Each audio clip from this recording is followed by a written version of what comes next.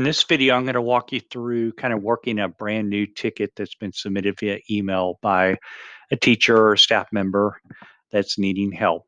What happened basically is that they submitted the ticket via email, and you can see here that this particular agent is a member of the service desk group, which is where all the tickets kind of default to, unless it is a staff member or teacher at a particular campus. And just like we did in Cherwell, we're routing tickets the best we can to the local ITS. And so if you're an ITS, you would basically be in the local campus ITS group, and you would see the ticket be submitted to your group and in this list.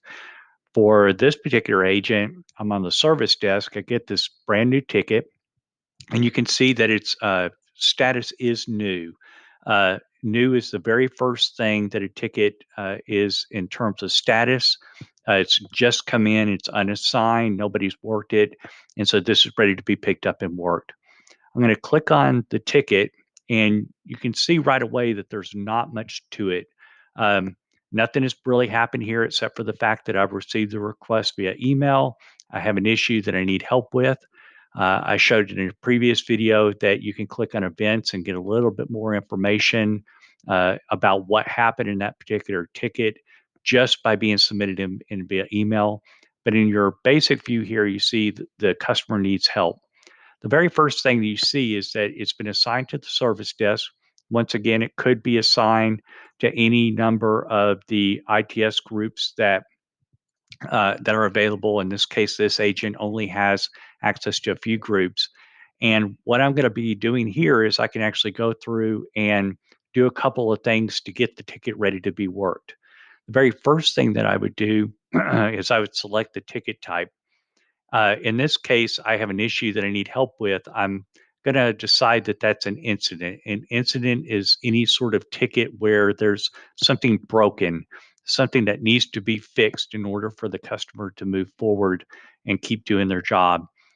If it was a password reset or something needed to be added in terms of getting added to an application or something along those lines, then I might choose service request.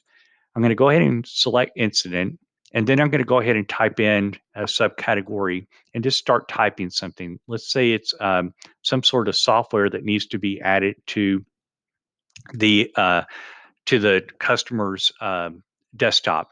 What I would go there is software distribution and start typing that in. It would take me to the subcategory software distribution, and then I could go ahead and click submit as new. What new will do is it will actually move it to the next phase in the ticket process. And it will also do a couple of things for me automatically. It will change the category to the appropriate category that's associated with software distribution. And it will also assign it to the appropriate team so that it can be picked up by an agent within that team. So I submit as new. And now you can see that the ticket has been assigned now to the systems administration group, which our desktop management group, SCCM group, is assigned to. And it's also been moved into the computers and printers category. At that point in time, if I was a campus ITS and I was moving it to sysadmins, it would no longer show up in my queue. It would be something within the systems administration queue. For me, in this particular agent, he's a member of both the service desk and the systems admin groups. I can see it there. But this is just kind of an idea of how you would actually take a ticket that you receive via email or that a new ticket that you receive via some other means and basically move it into the appropriate group so it can be worked by another group. This is what we call escalation. Sometimes you've heard me refer to it as escalation.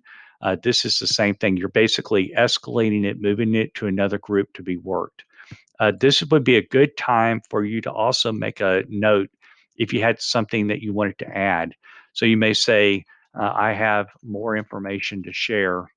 And if you make that note and submit as new again, you could have done that as you were manipulating this information over here.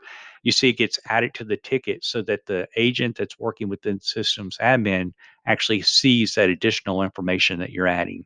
Another important note is that a couple of pieces of information that you see are blank here that we really want to make sure that you fill out is the room number. let's give us a little bit more detail on exactly where is it that this problem is occurring. You can see that ZD user test, and we'll have the location information over here, but we need their room number and then their host name. What we really need to do is put in some information related to their host name or service tag to give us a little bit more detail in regards to what actually is being needed to be done on that particular